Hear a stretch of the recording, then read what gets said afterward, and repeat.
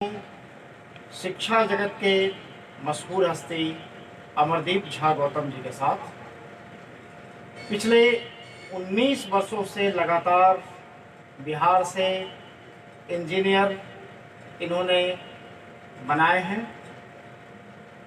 लगातार शिक्षा के क्षेत्र में नए नए मुकाम हासिल करते रहे हैं।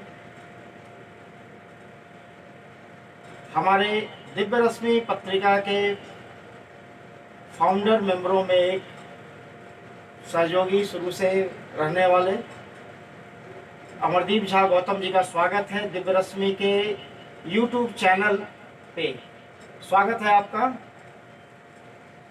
धन्यवाद। आप पत्रिका के प्रारंभिक सदस्यों में हैं। आपने पत्रिका को 6 सालों से लगातार देखा, पढ़ा। अब डिजिटल फेम में भी आप देख रहे हैं। पहले तो इस पे हमारे दर्शकों को बताएं कि आपकी राय क्या है इस पे।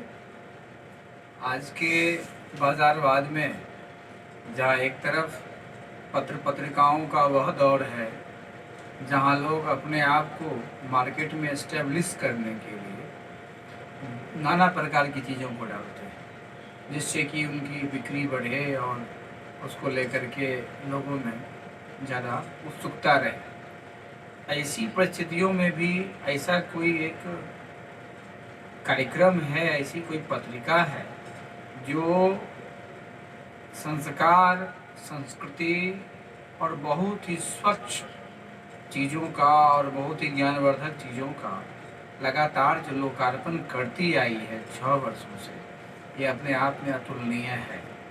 बिना किसी लाग लपेट के, जैसे आज के डेट में हम कहते हैं कि मिर्च मसालाओं से भरी हुई पत्रिकाएं, ऊल जुलूल फूहड़ बातों से भरी हुई पत्रिकाएं, बिल्कुल नितांत अभाव मिलता है दिव्य रश्मि में। जैसा इसका नाम दिव्य रश्मि है वैसा ही इसका काम भी है।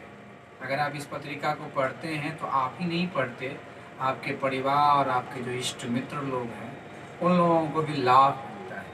और वो लाभ सिर्फ इसलिए नहीं, उन्हें ज्ञान, अपनी संस्कृति, अपने भारत के गौरव और अपने इतिहास की अस्मिता को याद करके जो हमें आनंद विभोर होने का वह क्षण जो होता है वह दिव्य रश्मि पत्रिका हमें देती है। इसलिए हम कहेंगे ये पत्रिका नहीं, यह एक अभियान है। जिस अभियान के लिए मिश्रा जी हैं, आर.डी. मिश्रा जी, उनके अथक परिश्रम को हम शुरुआती दौर से देख रहे हैं। कैसे ये उसके संपादन से लेकर के उसके सभी चीज़ों को जोड़ कर के लोगों तक पहुंचाने का जो इनका दधीची प्रयास है, उसी की ये देन है कि 6 वर्षों में देश विदेशों में भी इस पत्रिका के बारे में लोग देखते हैं और उत्सुक हैं हर एक अंक को प्राप्त करने के लिए।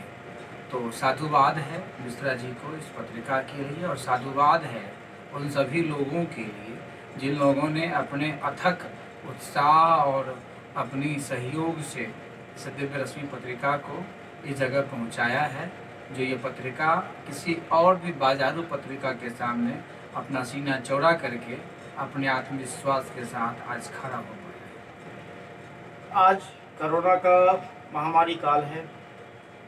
बिहार में भी संख्या बल बढ़ती चली जा रही है कोरोना की। शिक्षा क्षेत्र हो या व्यवसाय, सभी जगह मारा जा रहा है। आप बताएं कि इस पे आप लोगों पे क्या असर पड़ा है। यूँ तो कोरोना की वजह से सभी क्षेत्र ही मर्माहत हुए हैं और दिक्कत में दिख रहे हैं।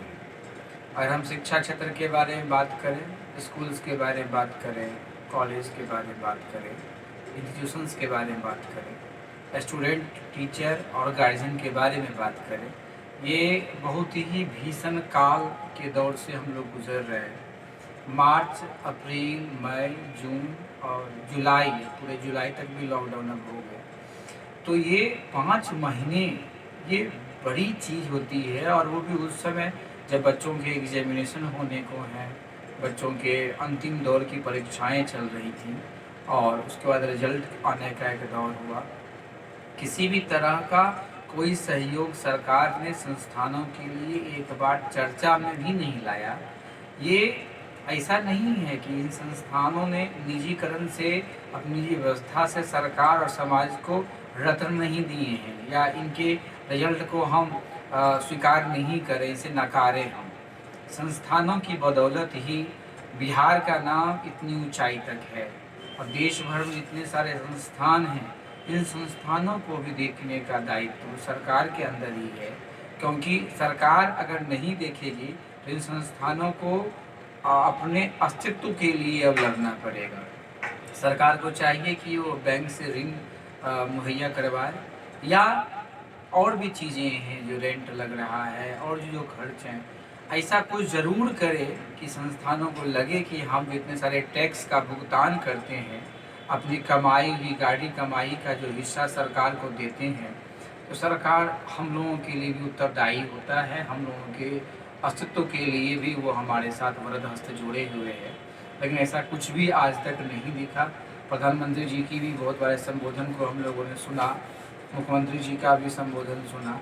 हम आग्रह करना चाहेंगे सरकार में बैठे हुए उन सभी लोगों से जो जुड़े हुए हैं शिक्षा क्षेत्र से, या जिनके अंतर्गत संस्थान आदि विषयों की चीज़ें हैं, कि वो संस्थान के संस्थागत मूल्यों की रक्षा करते हुए और संस्थान को और शिक्षा जगत को बचाने के लिए भी कुछ न कुछ अपना पैकेज निकालें और कुछ न कुछ अपनी बातें करें। एक तरफ तो सरकार कह रही है कोरोना में लॉकडाउन कर रही है, दूसरी ओर चुनाव की तरफ आमादा है।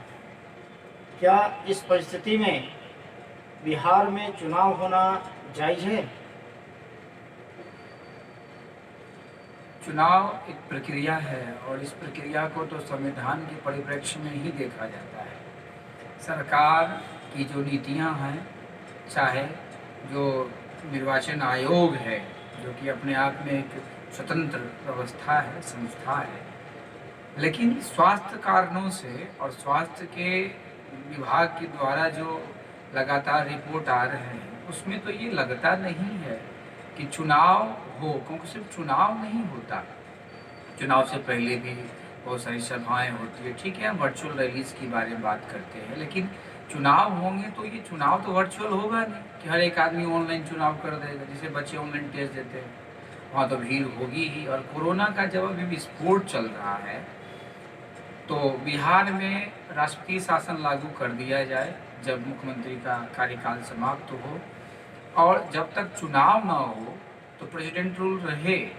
ये मेरी व्यक्तिगत राय ही नहीं है, उन सभी बुद्धिजीवियों की भी राय है, और उन सारे समाजशास्त्रियों की भी राय है जो समाज और सरकार में अपना सरोकार रखते हैं। अगर भीड़ होगी, अगर जमघट लगेगा, तो कोरोना की वृद्धि होगी, और कोरोना का प्रभाव जब आदमी जीवन रहेगा तब तो कुछ और जगत की हम बात करेंगे।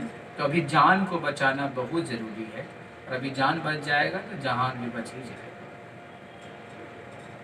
इस बार 12वीं का जो रिजल्ट आया है कल, उसमें आपके कितने बच्चे सफल हुए हैं?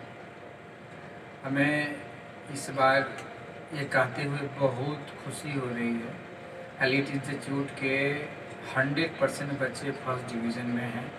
हाईएस्ट परसेंटेज गया है 95%, जो कि निधि प्रिया का है।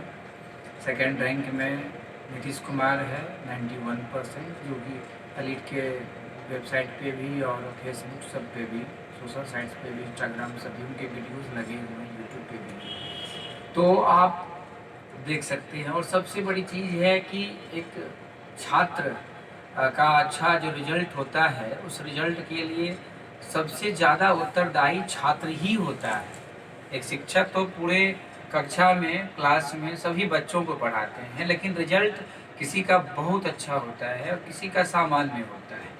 तो हम कहेंगे कि स्टूडेंट जो हैं, जो छात्र हैं, जो छात्राएं हैं, उनका जो अपना मनोयोग है, उनकी जो अपनी ग्रेस्पिंग जो पावर है, उनकी जो श्रद्धा है, उनकी श्रद्धा से ही सब कुछ होता है। तो अगर आपके अंदर बिलीव है, अपने आप को लेकर के व्यवस्था है कि नहीं हम कुछ कर सकते हैं, लेकिन संस्थान के जो तरीके हैं, चाहे यहाँ का क्लासरूम प्रोग्राम हो, स्टडी पैकेज हो, हर एक क्लास में जो DPP मिलता है, डेली प्रैक्टिस पेपर, वो हो, टेस्ट सीरीज हो, इन सभी का मिला जुला असर है कि इतना अच्छा रिजल्ट हुआ है। और हम इस बात से बहुत खुश हैं। हमारे सभी बच्चों ने पूरी मेहनत की और हमारे दिशा निर्देश को अंगीकार किया, स्वीकार किया और इतना अच्छा रिजल्ट दिखाया है। और अनगिनत नाम हैं। प्रियंका श्रीवास्तव भी अच्छा की है, दीपशिखा का भी अच्छा रिजल्ट है, गौरव प्रकाश का, गौरव कुमार का, निधि प्रिया का, नीतीश कुमार का, बहुत सारे बच्चे हैं, लौकिक त्रिवेदी का, सुधांशु का, आयुष का, चंदन का, भाव्या का, बहुत सारे बच्चे हैं, बहुत ही अच्छा अच्छा रिजल्ट किए हैं। हम इनके सारे गार्जियन को, माता पिता को इसके लिए हम बधाई देते हैं और चाहते हैं अपने जीवन में उत्तरोत्तर ऐसे ही सफलता को प्राप्त करें और समाज और राष्ट्र का नाम ऊंचा करें। पहले तो आपको पत्रिका की ओर से, चैनल की ओर से बहुत बहुत बधाई कि इस बार आपने 100% अचीवमेंट किया। पिछले बार आप 97% पे थे, इस बार 100% पे हैं, 3% का इजाफा हो गया। और आगे ये 100% की कंटिन्यूटी बरकरार है, ऐसी हमारी आपके प्रति शुभेच्छा है। आप हमारे दर्शकों को भी संदेश देना चाहें? हम तमाम दर्शकों से एक बात कहना चाहते हैं, क्योंकि मैंने देखा कि जो व्यक्ति जैसा होता है उसकी अवस्था वैसी ही होती है। तो मिश्रा जी का जो एक सोच है और इनकी जो एक अपनी तरीका है, जो कार्यधर्मिता कहते हैं, मैकेनिज्म, जो पत्रिका को लेकर के भी और चीज़ों को लेकर के, ये आपको बहुत बल देगा। अगर आप इसके साथ जुड़े रहते हैं तो आपको बल देगा ये और आपको अंदर से मजबूत करेगा। आप हर एक कंटेंट्स को ज़रूर देखा करें और सब्सक्राइब कर लेंगे चैनल को भी, दिव्यदर्शनी पत्रिका का जो चैनल है उसको भी, और आप हमेशा अपडेट रहिए। जैसे कि कभी भी आपके मन में बहुत तरह की शंकाएँ आएंगी जीवन में। आमतौर पर होता क्या है ना, हमारे जीवन में लगता है कि सही तरीके से सफलता नहीं मिलती है। तो जब आप धीरे धीरे इन चीज़ों को महसूस करेंगे तो आपके अंदर एक पॉजिटिव वाइब्रेशन आएगा।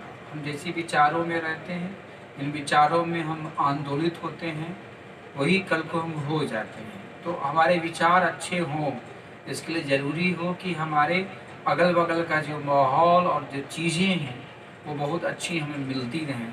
तो ये हमारा सौभाग्य है कि दिव्यदर्शनी पत्रिका और मिश्रा जी बहुत अच्छे तरीके से इस चीज़ को निर्वाह कर रहे हैं, इसको बना रहे हैं। बहुत बहुत धन्यवाद आप सभी लोगों को। इस चैनल को सब्सक्राइब कीजिए और इसको शेयर कीजिए और अपने इष्ट मित्रों के साथ, परिवार कुटुंब के साथ इन चीज़ों को आप ज़रूर शेयर किया कीजिए, आपको अच्छा लगे। धन्यवाद आपका।